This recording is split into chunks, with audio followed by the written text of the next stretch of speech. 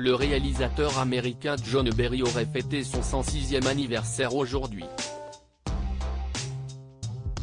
Exilé dans l'Hexagone, CEST à Paris qu'il fait la rencontre d'une célèbre actrice française en 1975.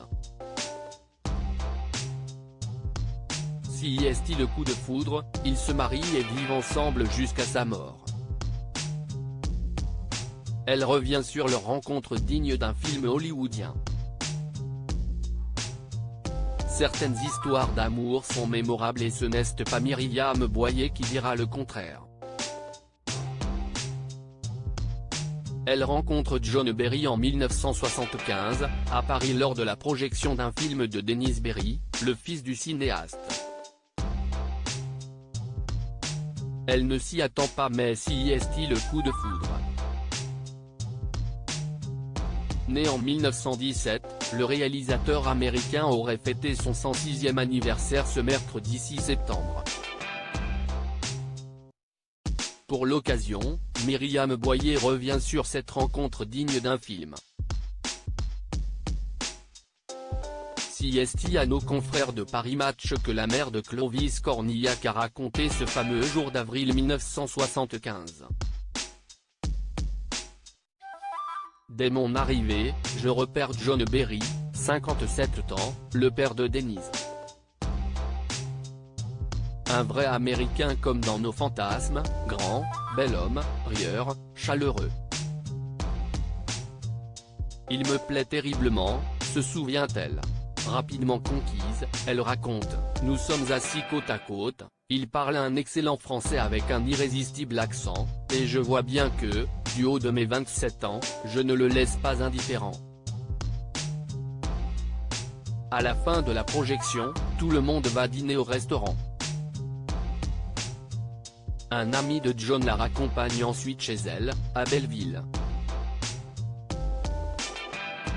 L'histoire aurait pu s'arrêter là mais Myriam oublie son sac. Je le rappelle le lendemain, il me dit qu'il l'a laissé chez Denis Berry, rue du Bac, se remémore l'actrice. Elle s'y rend alors et qui lui ouvre la porte chez Denis ? Son père, s'exclame Myriam. Et de poursuivre, je récupère mon sac et il me propose d'aller prendre un verre. Un taxi nous emmène au Fouquet. En sortant, je m'aperçois que j'ai à nouveau oublié ma petite robe dans le taxi.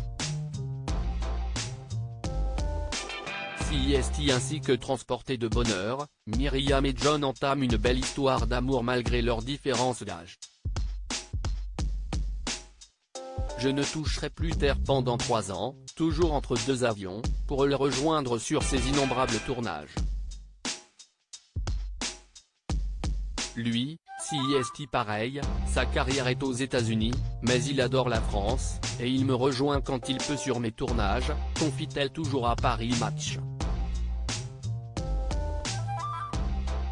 Elle se souvient de son premier voyage à New York où John Berry lui a sorti le grand jeu. Elle raconte, il vient me chercher à l'aéroport dans une décapotable 50s, celle de son film Claudine, m'emmène avec ses chauffeurs dans les plus grands restaurants où il a son rond de serviette, me présente à ses copains d'enfance de Brooklyn, Tony Curtis, Burt Lancaster, Anthony Quinn. Le rêve pour la comédienne française. Pour moi, d'origine populaire, communiste dans l'âme, CEST un sacré grand écart, s'amuse-t-elle. Déjà maman, et au bout de 7 ans d'amour, Myriam décide avec John d'avoir un enfant. Ce sera Arnie, aujourd'hui metteur en scène comme son père. John a 65 ans, il est ravi, et bien plus disponible avec lui qu'avec ses 2 autres grands-enfants, rapporte l'actrice. Puis, vers les 82 ans de l'acteur, un cancer lui est diagnostiqué.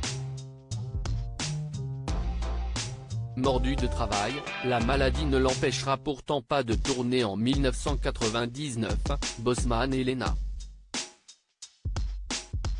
Il mourra le 29 novembre 1999 pendant le montage du film.